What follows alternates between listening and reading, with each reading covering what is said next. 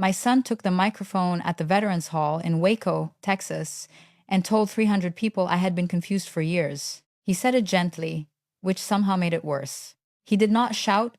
He did not look angry. He stood beneath the big American flag, wearing the dark suit I had bought him for his father's funeral, and spoke in that calm, public voice he used when he wanted people to trust him.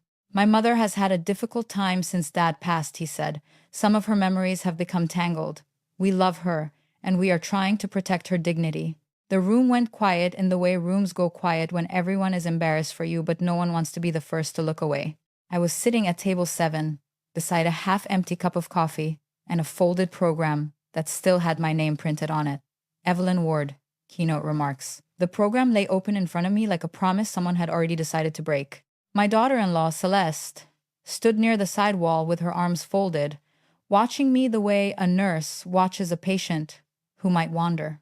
Behind her, the county judge, the mayor, and the commander of the local veterans post looked at one another with the stiff smiles of people realizing they had stepped into a family matter in public. Then Mark lifted an old green uniform jacket from a garment bag.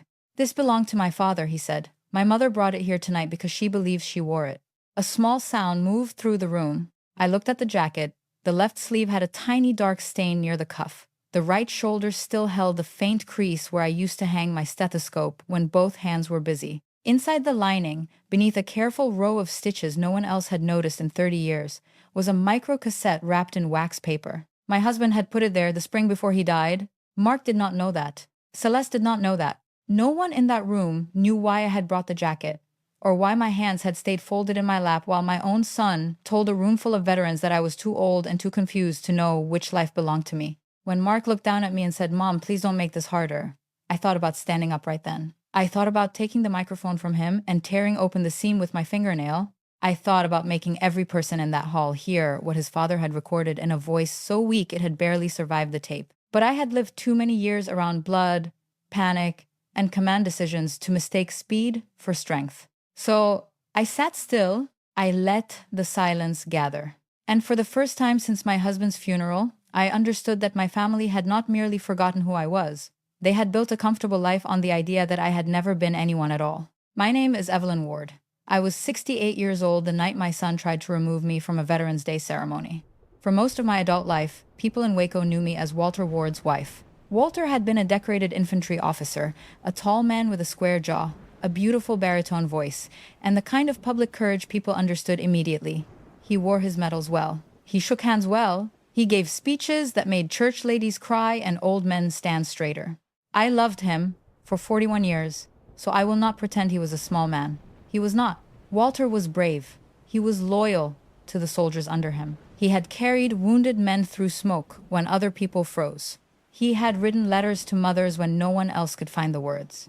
He had come home with a limp, a bad shoulder, and nightmares he tried to hide behind black coffee and early morning yard work. But he was not the whole story. No marriages. I joined the army before I met him.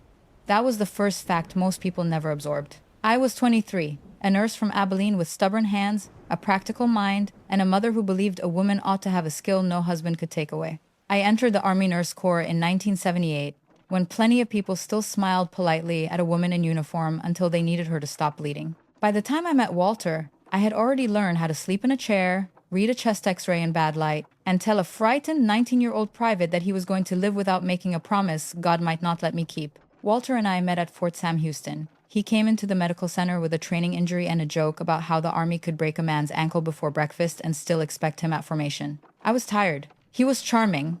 I told him if he wanted sympathy, he should try the chaplain. He laughed so hard the corpsman in the next bay poked his head around the curtain. That was how it began. Not with flags or medals, with a tired nurse, a limping lieutenant, and bad coffee in a paper cup.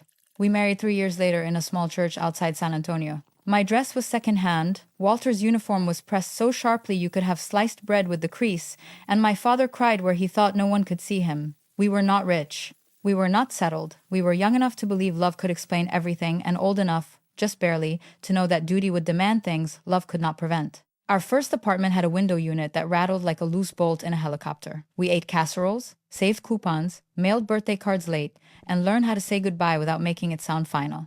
I gave birth to Mark at 31 and his sister Laura 3 years later. Motherhood did not make my service easier, Service did not make motherhood easier. Both were true.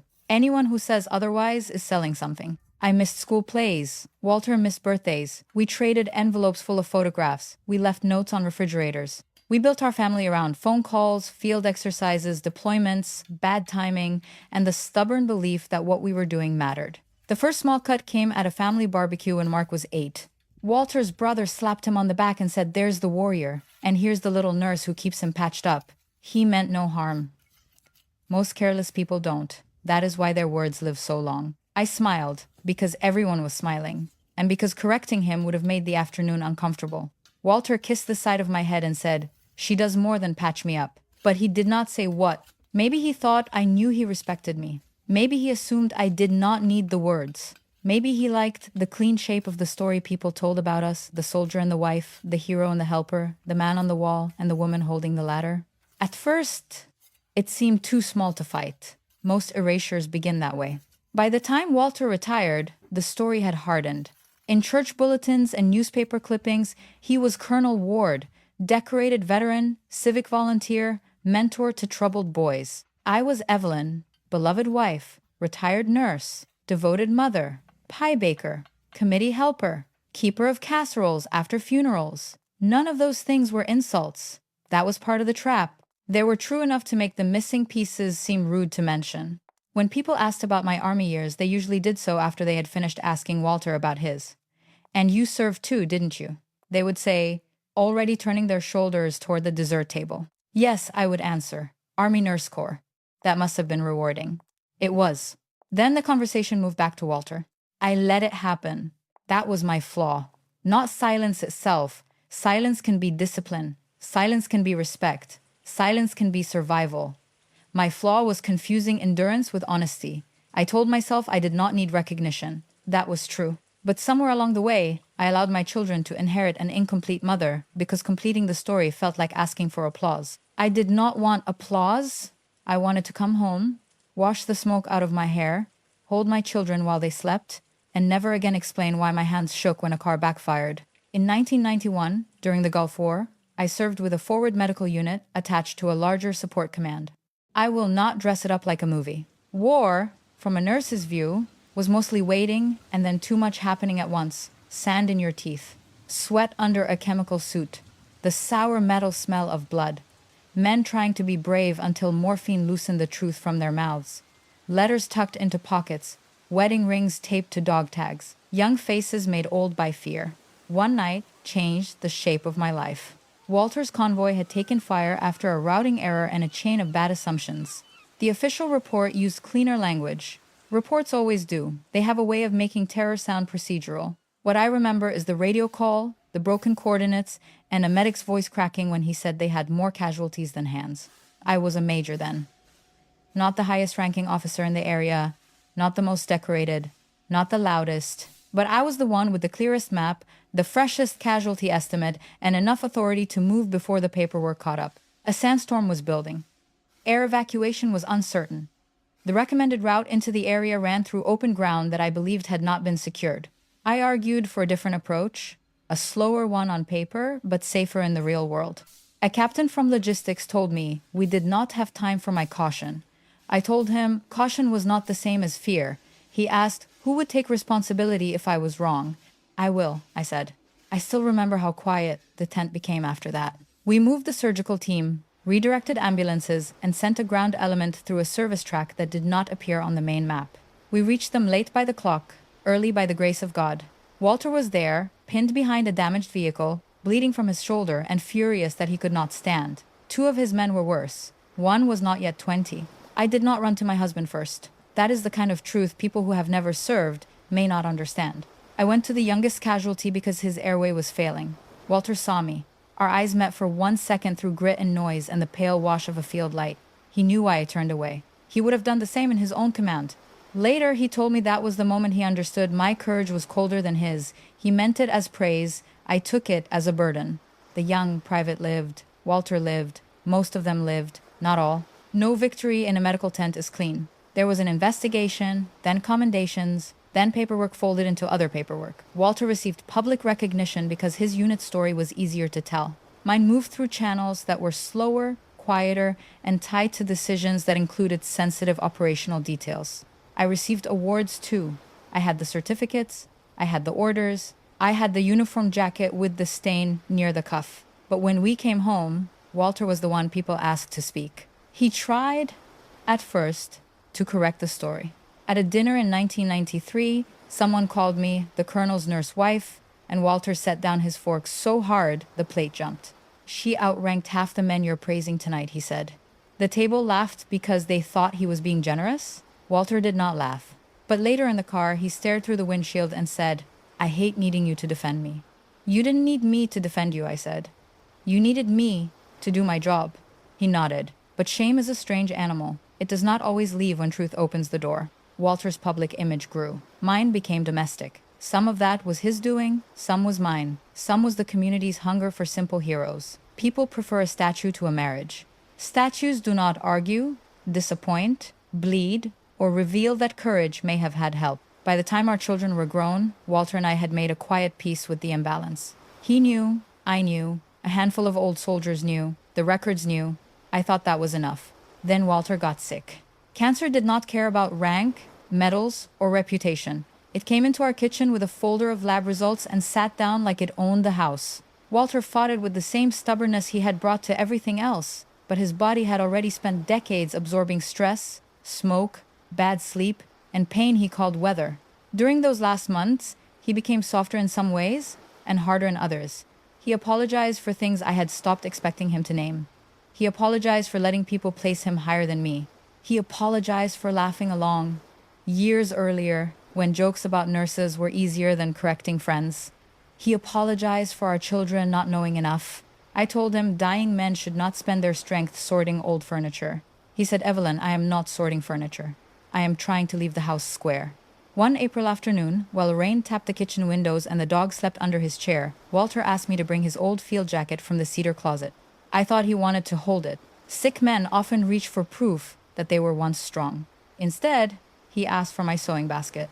His hands shook too badly to thread the needle, so I did it for him. He slipped a tiny microcassette into a square of wax paper and tucked it beneath the lining near the inside pocket. Then he asked me to stitch it closed.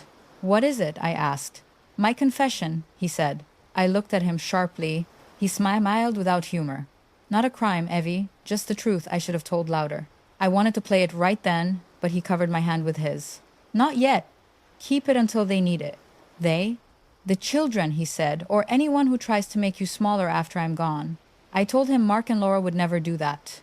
Walter closed his eyes. Children believe the story they were raised on, even when they love you. He died 6 weeks later. At the funeral, the church overflowed.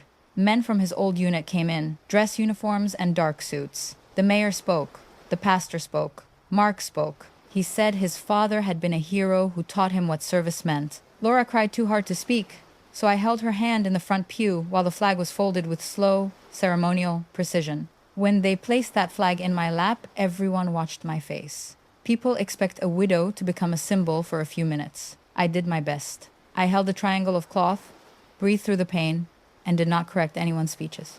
Afterward, at the reception hall, Celeste began using the phrase, Dad's legacy. She had married Mark 12 years earlier. She was attractive, organized, and always seemed to know where the room's attention should go. She chaired committees before anyone else realized there was a committee. She remembered donors' names. She sent thank you cards with embossed stationery. She could turn grief into a program by Thursday. At first, I appreciated her energy. I was tired. Widowhood had made the house too large and the mornings too quiet. If Celeste wanted to help organize memorial scholarships and veterans' luncheons in Walter's name, I did not object. It seemed good. It seemed healing. But soon, Dad's legacy became a door that opened only from her side. She created the Colonel Walter Ward Veterans Leadership Fund.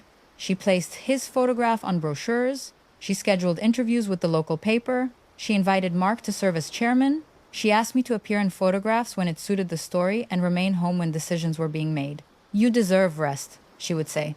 That sounded kind until I learned how often people use rest as a padded word for removal. Laura noticed first. She lived in Denver by then, teaching high school history and raising 2 boys alone after a hard divorce. She called one evening while I was sorting Walter's medical bills. Mom, she said, why is Mark signing documents for the foundation without you? because he understands that sort of thing. So do you. I understand blood pressure charts and supply requisitions. She went quiet. You commanded medical units in a war zone. The words startled me. Not because they were false, because she said them with certainty. What do you know about that? I asked. More than you think, she said softly. Dad told me some things the last time I visited. I sat down at the kitchen table. Laura did not know everything, but she knew enough to be angry on my behalf. I told her not to make trouble. She told me trouble had already been made, and I was simply refusing to read the invitation. That was Laura. Always her father's fire and my aim. Mark was different. He had been a gentle boy once, careful with injured birds, terrified of disappointing his father. As a man, he became a financial advisor with polished shoes and a polished voice. He loved his family, but love mixed with ambition can become unrecognizable if no one checks the ingredients. He had spent years standing in Walter's shadow and calling it admiration. After Walter died, Mark stepped into that shadow as though it were an inheritance. I did not see the danger soon enough. The first hard sign came when Celeste suggested I sell the house. We were sitting in my kitchen, the same kitchen where Walter had hidden the cassette. The morning light fell across the pine table, showing every scratch from decades of homework, tax returns, birthday cakes, and late-night conversations. Celeste had brought a folder, Mark had brought coffee I had not asked for. "Mom," he said, "this place is a lot for you." It has been a lot for 40 years. He smiled the way people smile when they have practiced patience. "That's exactly the point. You've done enough." Celeste slid a paper toward me. "There's a senior community near Lake Belton. Very safe, very social, and the sale proceeds could be handled responsibly." "By whom?" I asked. Mark looked hurt. "By your family." There it was, the word that makes a cage sound warm. I told him I was not selling. Celeste's mouth tightened. Mark leaned back as though I had become unreasonable. "Dad always worried about you being alone," he said. "Your father worried about many things. That did not make him correct." "He knew you could be stubborn." "I was a lieutenant colonel in the United States Army, Mark. Stubborn was not my biggest professional flaw." He blinked, then gave a small, sad laugh. "Mom," he said, "you were a nurse." The words landed softly, but they landed. I looked at my son across the table where I had once helped him build a shoebox diorama of the Alamo.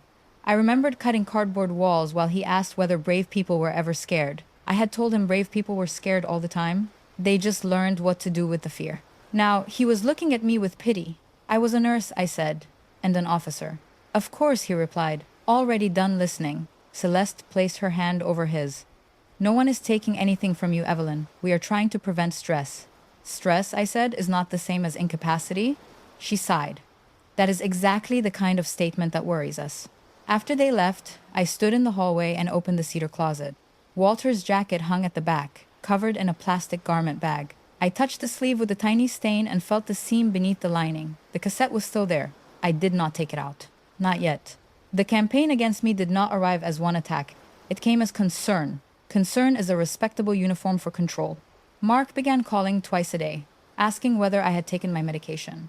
I had no medication except a mild blood pressure pill and calcium. Celeste asked our pastor if I had seemed scattered. The pastor, a good man, but not a brave one, told her grief could confuse people. Soon ladies from church began dropping by with casseroles I did not need and eyes that moved too carefully around my living room, as if searching for evidence.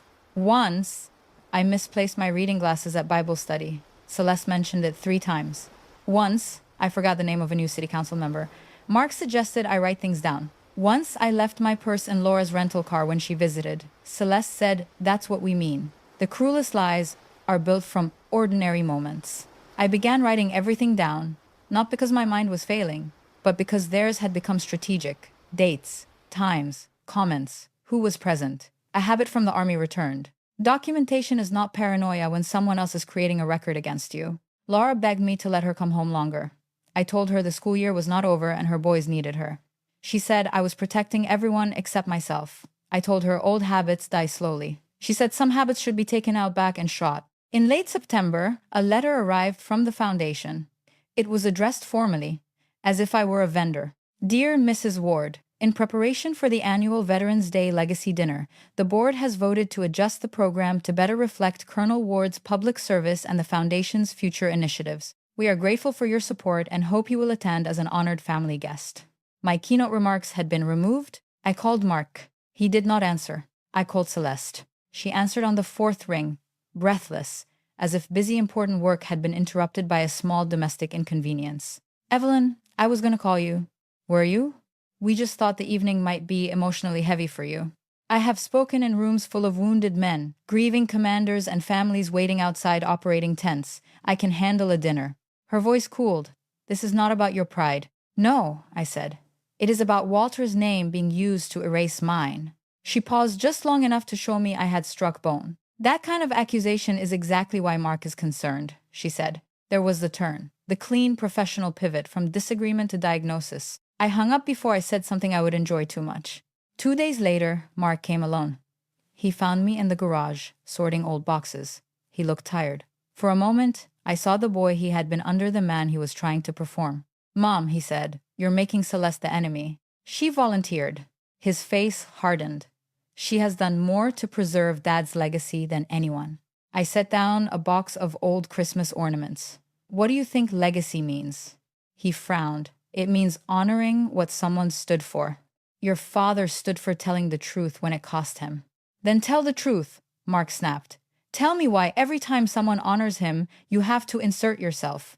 That sentence opened a quiet place in me. I did not answer immediately. The garage smelled of dust, motor oil, and cardboard. A rake leaned against the wall. Walter's old fishing cooler sat on a shelf. Outside, a neighbor's dog barked twice and went quiet. Is that what you think I'm doing? I asked. Mark looked away. Dad was the soldier, he said finally. You were part of that life, but you weren't him. No, I said. I was me. He rubbed both hands over his face. Please don't wear the jacket to the dinner. I turned toward him. What jacket? He looked embarrassed now, which told me Celeste had sent him. Dad's old field jacket. Celeste said you mentioned bringing it for display. It is not your father's jacket. Mom. I walked into the house, down the hall, and opened the cedar closet. When I returned with the garment bag, Mark's expression changed. Not with recognition, with alarm. I unzipped the bag and held out the jacket. On the name tape above the pocket, faded but readable, was Ward. That was the trouble with marrying another officer. The last name proved nothing to those who had already decided the story. Mark pointed to it exactly. Ward. I held his gaze. Look at the rank. He glanced at the collar, then shrugged. I don't know what any of that means. Silver oak leaf. Lieutenant Colonel. Dad retired a colonel. This was mine before your father made full colonel. He shook his head. Why would Dad keep your jacket in his closet? Because he put something inside it for me. What? I almost told him. I almost reached under the lining and broke Walter's seam right there on the garage workbench. But Mark's eyes were not ready for truth. They were ready to defeat whatever I said next. So I zipped the bag. You will know when you are willing to listen. He left angry. I let him. That evening, I drove to a brick house on the edge of town where my friend Ruth Benton lived with 3 cats, a porch swing, and more common sense than any boardroom in McLennan County. Ruth had been a records technician at a VA regional office for 26 years before retiring. Before that, she had served as an army clerk in Germany, back when men who could not find their own forms liked to call her sweetheart. Ruth opened the door before I knocked twice. You look like somebody finally underestimated you out loud, she said. I stepped inside.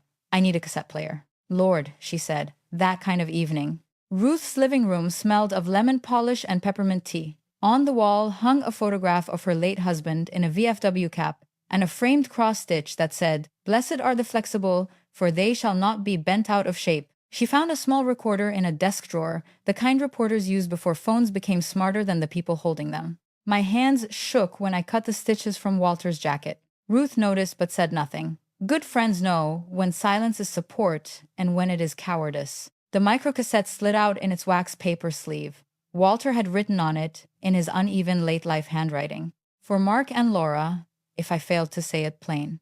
I sat very still. Ruth touched my shoulder. You don't have to do it tonight. Yes, I said. I do. The tape hissed at first. Then Walter's voice came through, weak but unmistakable. Mark, Laura, if you're hearing this, then I either lost my nerve while I was living, or your mother finally got tired of carrying my pride. Ruth closed her eyes. I gripped the arms of the chair. Walter coughed on the recording. A glass clinked. I remembered that day so clearly I could see the rain on the kitchen window. You grew up hearing people call me the hero of our family. I let that happen too often. I corrected it sometimes, but not enough. The truth is, your mother was an army officer before she was my wife.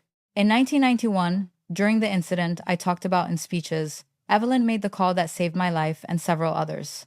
She took responsibility when other officers hesitated. She chose the route. She moved the team. She treated the worst casualty first, not me, because she was the best soldier in the area that night. My breath broke. Walter continued. I do not say that to make myself smaller. I say it because truth does not shrink honor. Lies do. The tape clicked softly as his breathing changed. If Mark ever tells you your mother was just a nurse, he is repeating my failure.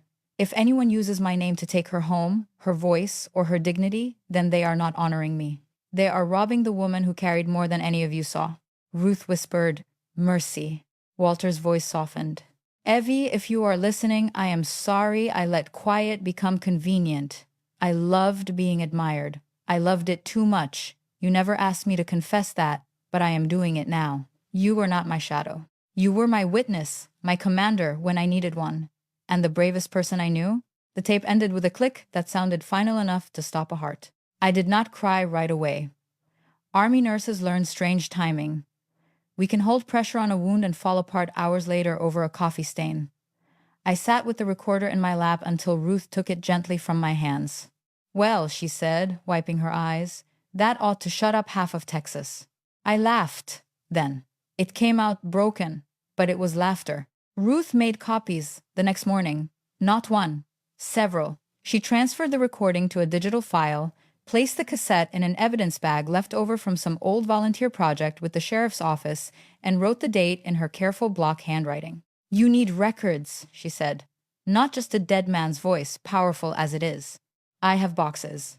You have boxes because you are a woman over 60. I mean official records. That began the part of the story my son never expected. The part where pity turned into paperwork. Ruth helped me request my complete military personnel file. She knew which forms mattered and which offices swallowed requests for months. Laura scanned documents from Denver after the boys went to bed. An old colleague from my medical unit, retired Command Sergeant Major Miguel Alvarez, answered my call on the second ring and said, "Ma'am, I wondered when you'd decide these people needed educating."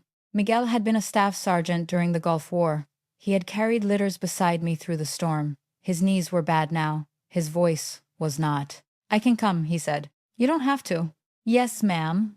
I do." A week later, he arrived in Waco wearing a pressed shirt, polished boots, and a hearing aid he pretended not to adjust. He brought a folder, thicker than my church cookbook. Inside were photographs, copies of orders, a sworn statement, and one grainy image I had not seen in years. In the photograph, I stood beside a field ambulance wearing desert camouflage, my hair tucked under a patrol cap, my face streaked with dust. Walter was seated on a litter behind me, bandaged and glaring because someone had taken his rifle. Miguel stood at the edge of the frame, young and narrow-faced, looking like the war had just explained adulthood to him. On the back, in Walter's handwriting, were the words, "Evie brought us home." I touched the ink with one finger. Miguel looked away, giving me privacy without leaving the room. He wrote that the day after he said, "Gave it to me because he said you'd throw it in a drawer and forget you were allowed to be proud." He knew me too well. Not well enough in public. I looked up. Miguel did not apologize for the bluntness. Soldiers rarely do when they are right. More records arrived. My DD 214. A DD 215. Correction. Award orders. Officer evaluation reports. A citation for meritorious service. A declassified after-action review, redacted in places but clear where it counted. My name appeared not as spouse, not as helper, not as confused widow, but as the officer whose decision redirected medical support during a critical incident. Ruth spread the documents across her dining table in labeled piles.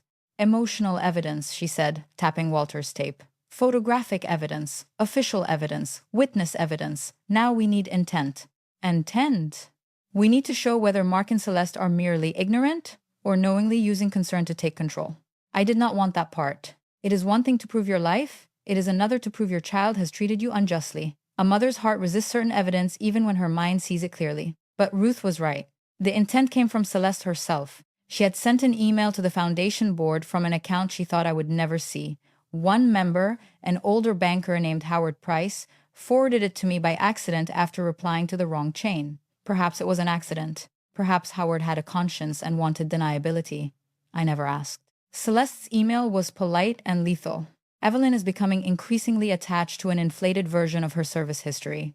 While we respect her grief, allowing her to speak publicly may create reputational risk for the Foundation. Mark and I believe the best course is to honor her symbolically while preventing unsupervised remarks. We should also move forward with the property conversation before outside influences complicate matters. Outside influences meant Laura. Property conversation meant my house. Inflated version meant my life. I read the email 3 times. Each time, some small remaining hope fell away. Mark had not written it, but he had been copied. He had replied with one sentence, "I agree. Please handle gently." Please handle gently. There are phrases that reveal a person more completely than anger ever could. I printed the email and placed it in Ruth's folder. Then I went home and sat at my kitchen table until the light changed. Walter's empty chair faced me from the other side. For years after retirement, he had sat there every morning with the newspaper folded into quarters, complaining about politicians and pretending not to feed toast crust to the dog. "What did you leave me to do, Walt?" I whispered. The house gave no answer, but the jacket hung on the back of the chair, and that felt close enough. The Veterans Day Legacy Dinner was scheduled for November 10 in the old hall near the river. The building had wooden floors, scarred by decades of boots, dances, blood drives, pancake breakfasts, and funerals. A mural of service members from different wars covered the west wall. The air always smelled faintly of coffee, floor wax, and old wool uniforms. Celeste had turned the event into something grander than usual. White tablecloths, printed programs, a brass quintet from the high school, a silent auction with framed flags and football tickets. Local media near the back, a banner over the stage reading "Courage, Leadership, Legacy." Walter's portrait stood on an easel beneath the banner. Mine did not. I arrived wearing a navy dress, low heels, and Walter's field jacket over my arm. Not on my body, over my arm. That distinction mattered to me, though I doubted anyone else noticed.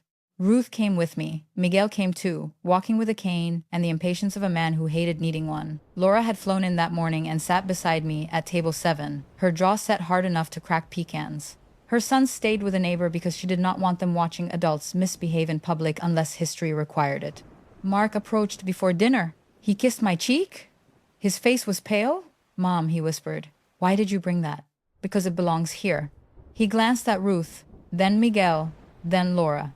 "You're surrounding yourself with people who are encouraging this." Miguel made a low sound that might have been a laugh if it had liked anyone. I touched his sleeve under the table. "Not yet." Celeste joined us, smiling for every person except me. "Evelyn," she said, "you look lovely. We have a special seat for you near the front."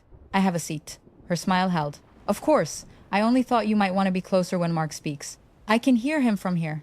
Her eyes dropped to the jacket. "We discussed this." "No," I said. "You discussed it. I listened." Laura nearly smiled. Celeste lowered her voice. "Please do not turn tonight into a scene." I looked at the banner above the stage. "Courage, leadership, legacy." "Scenes are not created by truth," I said. "They are created by people who fear it."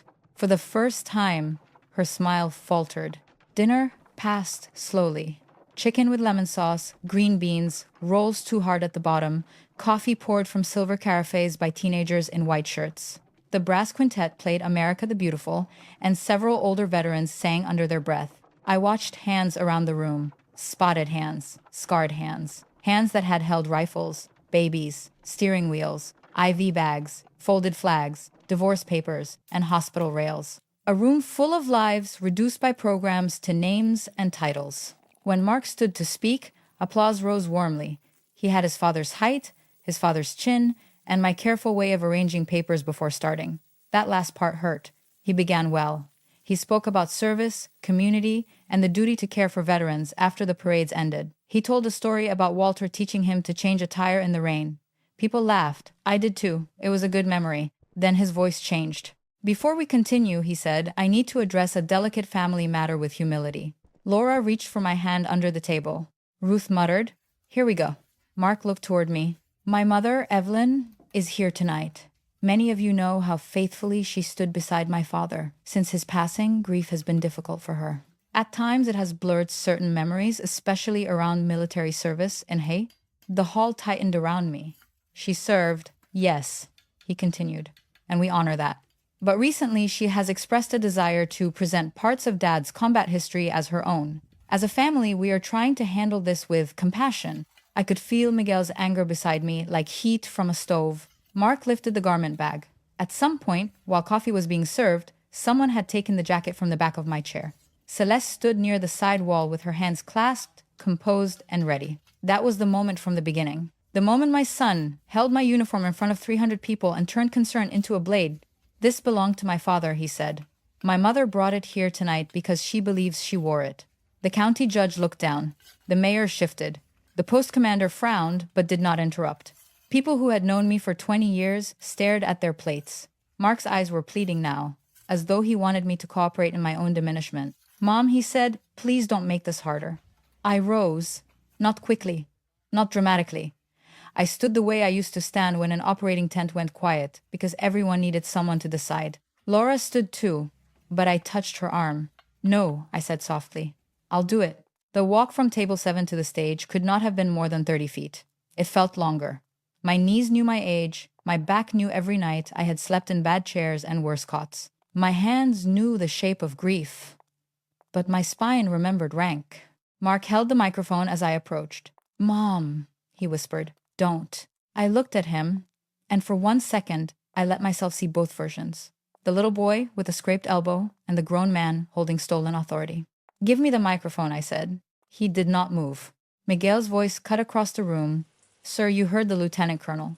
Every veteran in the hall understood tone before they understood facts. Mark handed me the microphone. I looked out at the room, faces lifted, some sympathetic, some uneasy, some curious in that hungry way people get when dignity becomes entertainment. I decided not to feed the hunger. Facts would be enough. My son is correct about one thing, I said. Grief changes memory. It can make a person cling to what is comforting and avoid what is true. Celeste's shoulders loosened slightly. She thought I was yielding. I turned toward her. But tonight the confusion is not mine. A murmur moved through the hall. I set the jacket carefully on the podium. This field jacket belonged to me. It bears my married name because I wore it after I became Evelyn Ward. The silver oak leaf on the collar is the rank insignia of a lieutenant colonel. My husband retired a full colonel. This was not his rank. The post commander leaned forward. Mark stared at the collar as if it had changed shape. I continued. Inside this jacket, my husband hid a recording before he died. He asked that it be played if anyone used his name to make me smaller. Celeste stepped forward. Evelyn, this is not appropriate. Ruth stood so fast, her chair scraped the floor. Sit down, Celeste, she said. Appropriate left when you stole a uniform off a widow's chair. That got a sound from the room. Not laughter, recognition. I removed the small digital recorder from my purse. Ruth had loaded Walter's recording onto it, preserving the original cassette in its bag. I placed it near the microphone. Before I pressed play, I looked at Mark. You may want to sit, I said.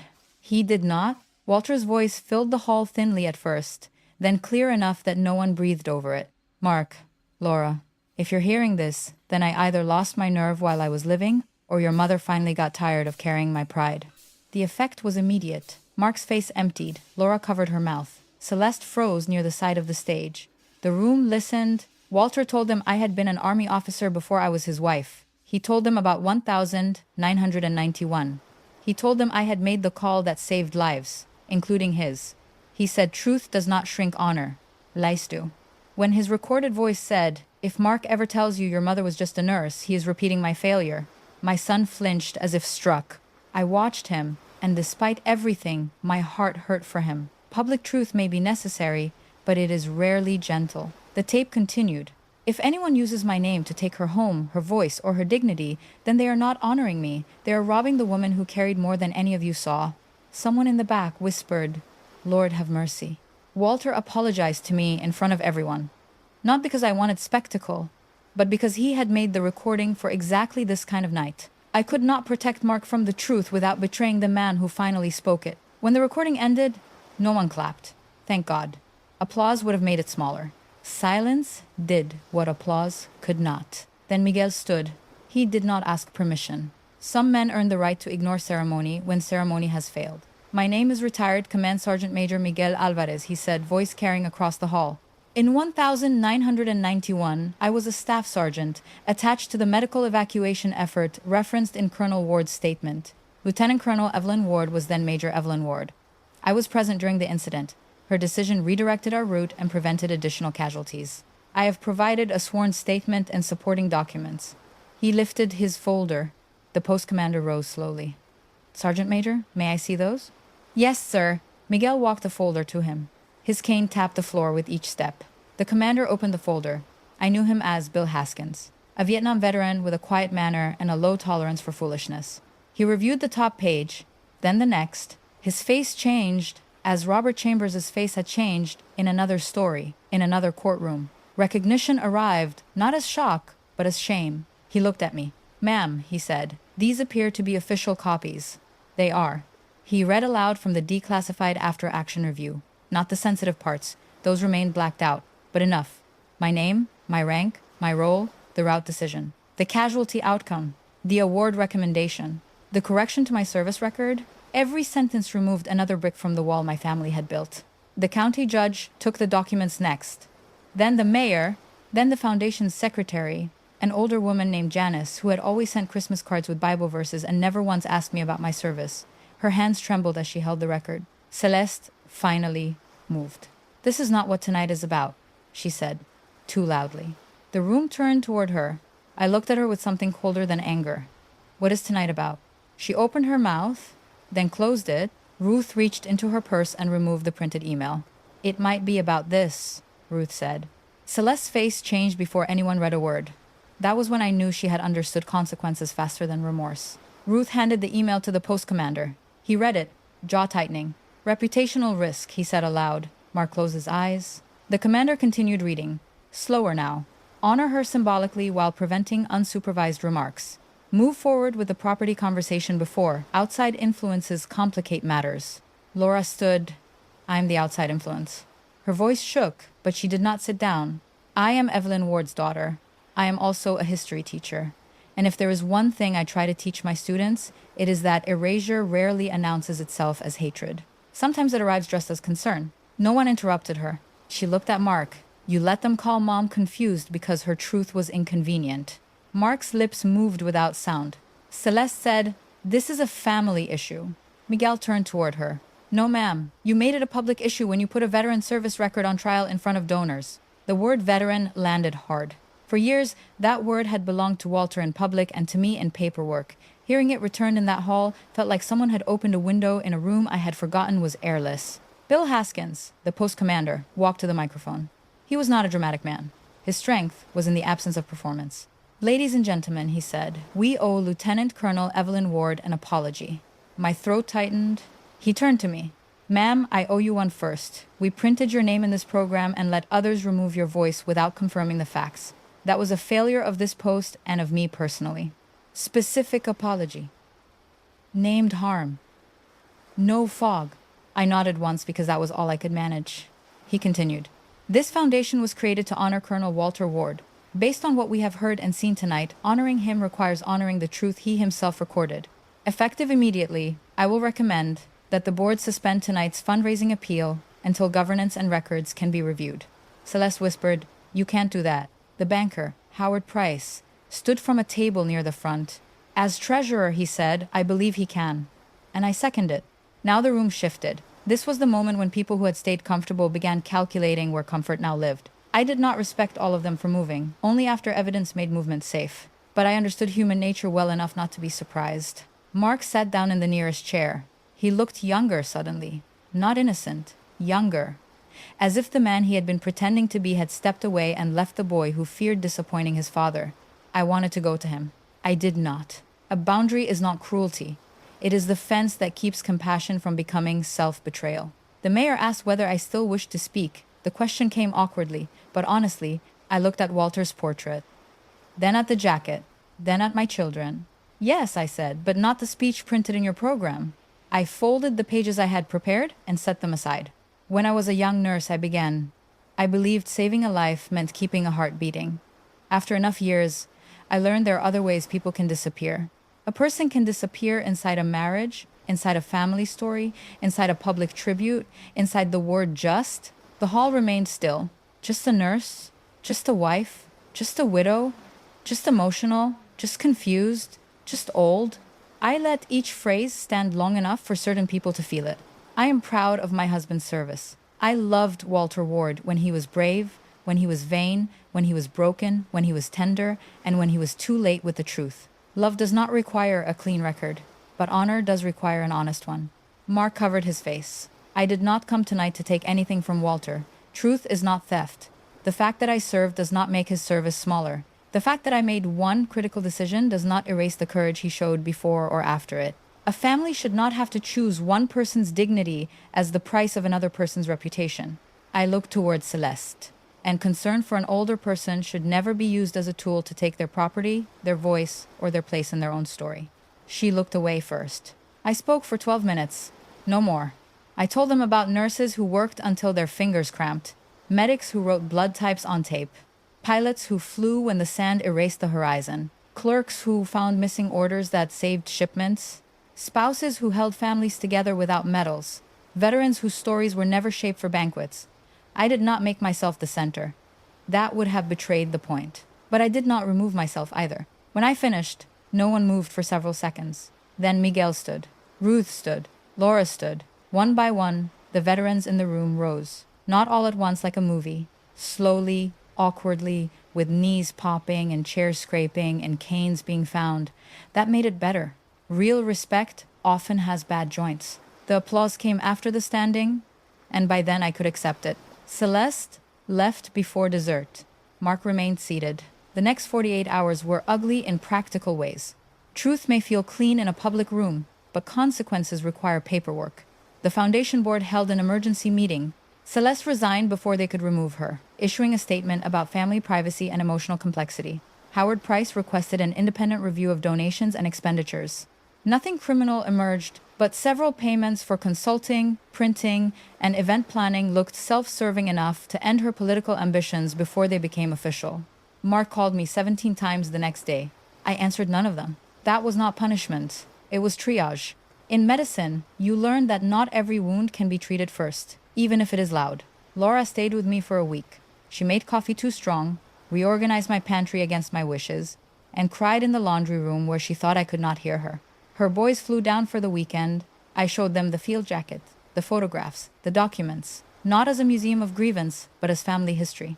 My oldest grandson, Nathan, ran his finger over the silver oak leaf. So Grandpa wasn't the only hero? He asked. I sat beside him on the couch. Your grandfather was a hero. The lesson is not only... He thought about that with the solemnity of a 12-year-old who still believed adults chose words carefully. Why didn't everybody know? I looked at Laura. She gave me the smallest nod. Because sometimes people keep quiet for good reasons at first, I said. Then the quiet becomes a habit, and then other people build stories in the empty space. Nathan frowned. That doesn't seem fair. No, I said. It wasn't. He touched the name tape. Can I tell people? I smiled. Tell them carefully. That became my own rule too. Tell it carefully. Not bitterly. Not endlessly. Not as a weapon to strike anyone who had failed me. But not with the old, shrinking language either. A week after the dinner, Mark came to the house. He did not use his key. That was the first sign that something had changed. He rang the doorbell and stood on the porch with both hands visible, like a man approaching a checkpoint. He looked exhausted. His hair was uncombed. He had lost the smooth public polish that Celeste usually buffed onto him before events. I opened the door, but did not step aside. Mom, he said. Mark. He swallowed. May I come in? I considered saying no.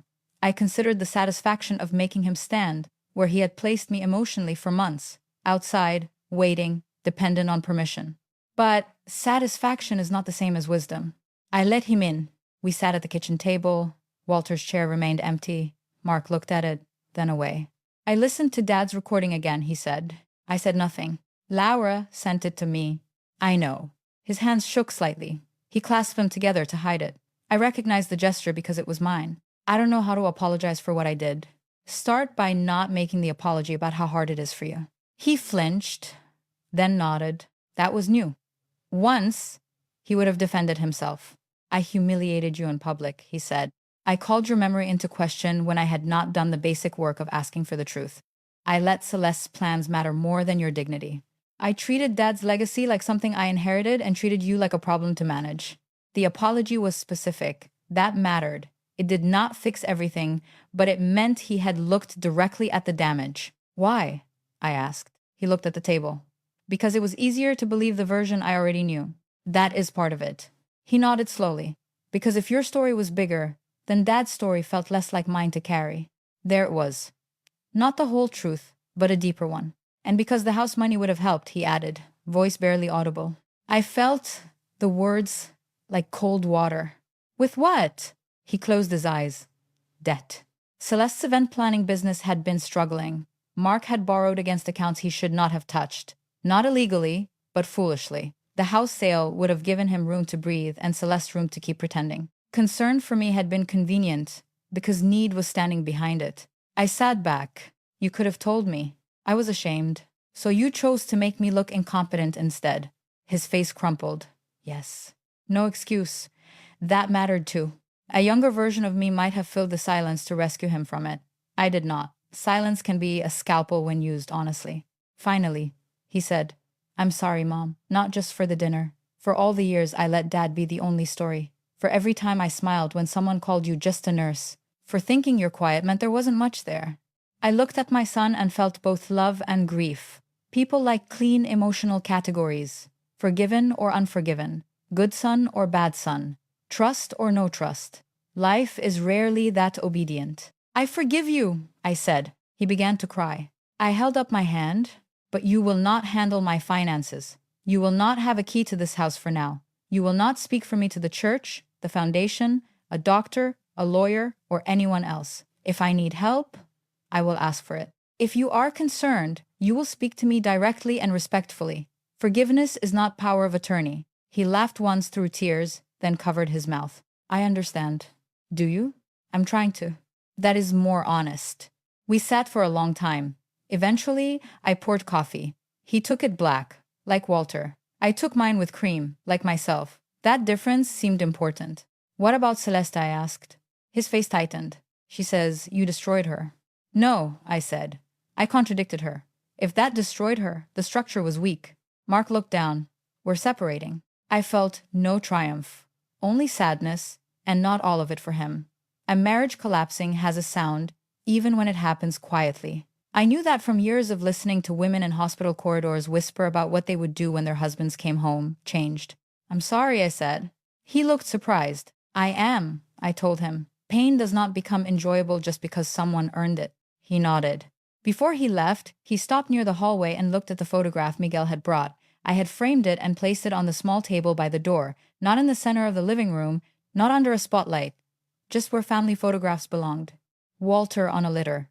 Miguel at the edge, me in desert camouflage, looking tired and younger than I remembered feeling. Evie brought us home. Mark touched the frame. May I have a copy? Yes, I said, but not the original. He nodded. He understood the boundary before I explained it. That gave me more hope than his tears. The foundation changed after that. The board renamed it the Ward Veterans Service Fund, removing Walter's rank from the title and broadening its mission to support veterans and military spouses whose service had been overlooked. I agreed to serve as an advisory member, not because I needed another committee, but because leaving the room entirely would have handed the story back to people who preferred comfortable summaries. At the first reorganized meeting, Bill Haskins apologized again, this time in the minutes. I appreciated that. Spoken apologies heal the heart. Written ones correct the record. Howard Price asked whether I wanted the dinner incident kept out of future materials. I said, do not turn my humiliation into advertising, but do not hide why the change happened either. Ruth said that was the most Evelyn sentence she had ever heard. Miguel began volunteering with the fund, mostly by frightening younger veterans into filling out benefit forms correctly. Laura created an oral history project with her students in Denver and later brought it to Waco. They interviewed nurses, mechanics, clerks, radio operators, cooks, truck drivers, chaplain assistants, and widows who knew where the bodies of truth were buried. Not every story was dramatic. That was the beauty of it. A country is held together by people whose names rarely make banners. One woman, 82 years old, brought a shoebox full of letters from Vietnam. Her husband had written every week, but never once mentioned that she had managed the family farm alone while pregnant and caring for his parents. She laughed when Laura asked what she wanted people to know. Honey, she said, I want them to know I could back a tractor before I could parallel park. We all laughed. Then she cried. That is how truth often arrives in older age, laughing at the door, crying in the hallway. Months passed. The town moved on, as towns do. New scandals replaced old ones. A high school coach resigned. A storm damaged the river bridge. The grocery store changed ownership. People stopped whispering when I entered rooms and began doing something more uncomfortable. They began asking. Not everyone asked, well, some wanted the dramatic version. Some wanted to know whether I had killed anyone, as if service were a movie ticket. Some apologized vaguely for not realizing, which usually meant they realized exactly enough to feel awkward but not enough to name anything. I learned to accept imperfect attempts without lowering the standard for truth. At church, the pastor asked me to speak at a Sunday luncheon about women's resilience. I told him I would speak about service, and men could attend. He blinked, then said that sounded fine. Growth is not always thunder. Sometimes it is a pastor revising a flyer. Mark and I rebuilt slowly. He came by on Saturdays, never without calling first. At first, he overcorrected, treating me like a general whose yard he had been ordered to mow. I told him if he saluted me while holding hedge clippers, I would send him home. He laughed. The laughter helped. We did not talk about Celeste often. Their separation became permanent by spring. I did not celebrate it. Celeste had been cruel, but cruelty often grows around fear, and fear around emptiness. That did not excuse her. It simply kept me from turning her into a cartoon so I could feel cleaner. She sent one letter. It arrived in a cream envelope with my name written in her perfect hand. I waited 2 days to open it. Inside, she apologized for any pain caused during a difficult period. Any pain, difficult period. No named harm, no ownership, no truth. I placed the letter in a file marked unfinished. Ruth said that was generous. Laura said it was too generous. Miguel said nothing printable. Mark's apology, by contrast, continued in action. He attended counseling. He brought me copies of every foundation document. He repaid money he had drawn from shared planning accounts. He told the church finance committee, without prompting, that I was fully competent to manage my own affairs and that his previous statements had been wrong. That last part mattered more than the flowers he brought on Mother's Day. Flowers die. Corrected records live. The following Veterans Day, 1 year after the dinner, the hall looked different. The same wooden floors, same mural, same smell of coffee and wax, but the banner had changed. It read, "Every service has a story." No portrait stood alone on an easel. Instead, the walls held photographs from the Oral History Project. A black mechanic from Korea standing beside a truck, a Navajo code talker's daughter holding his letters, a Coast Guard cook who fed men through a hurricane, a Marine widow with her husband's boots, a nurse from Vietnam with hands folded over a cane. Walter's photograph was there too. So was mine. Not larger, not smaller, side by side in the larger company of service. I wore the navy dress again. This time, I wore my own jacket for a few minutes at the request of my grandsons, then took it off because Texas buildings are heated as if elderly people are tropical birds. Nathan stood beside me, reading the card beneath my photograph. Lieutenant Colonel Evelyn Ward, Army Nurse Corps. Command judgment during casualty evacuation. Southwest Asia, 1991. Later service in military medical readiness and veterans advocacy. He read it twice. "Grandma," he said, "they left out a lot." "Yes," I said. "Every plaque does." Mark approached with 2 cups of coffee. He handed me the one with cream. "I checked," he said. "No one stole your jacket this year." I looked at him over the rim of the cup. Brave man, making that joke. He smiled. It was careful, but real. A few minutes later, Bill Haskins called the room to order. He spoke about records, memory, and the duty to ask better questions. Then he invited me to present the first ward service scholarship to a young woman named Tessa Ramirez, a community college student entering nursing with plans to join the Army after graduation. Tessa walked to the stage in a black dress and borrowed shoes. Her mother cried from the front row before anything even happened. Tessa shook my hand with a grip stronger than expected. "I read your interview," she whispered. "I didn't know nurses could be officers like that." There it was. The reason telling the truth mattered beyond my own wounded pride. I held her hand a moment longer. "Now you do," I said. After the ceremony, people gathered around the photographs. Mark stood near Walter's picture, speaking with Nathan. I could not hear every word, but I heard enough. "Your grandfather was brave," Mark said, "and he was wrong about some things. Both can be true." Nathan asked something. Mark looked over at me, then back at his son. "Your grandmother was not behind the story," he said. "She was inside it. We just didn't look carefully enough." I turned away before they saw my face. Ruth found me near the coffee urn. "You crying? Or checking for leaks?" she asked. "Both." She handed me a napkin. Efficient. Miguel came up beside us, leaning on his cane. "Ma'am, the scholarship girl has the eyes." What eyes? Ruth asked. The ones that say she'll scare weak men by Christmas. I laughed so hard my ribs hurt. Later that evening, after the hall emptied and the volunteers folded chairs, I stayed behind a few minutes. The mural on the west wall glowed under old fluorescent lights. The floor was sticky near the punch table. Someone had left a program on a chair. Ordinary remnants of an ordinary public event. Yet, to me, the room felt almost sacred, not because I had been honored, but because the truth had been allowed to stand without having to beg. Mark helped carry boxes to my car. He did not hover. He did not tell me to be careful 3 times. He simply walked beside me. At the trunk, he stopped. Mom, he said, I have been thinking about Dad's chair. I looked at him, the empty one at your kitchen table. What about it? I used to feel like everything had to be arranged around it. Like if we moved wrong, we were disrespecting him. I waited.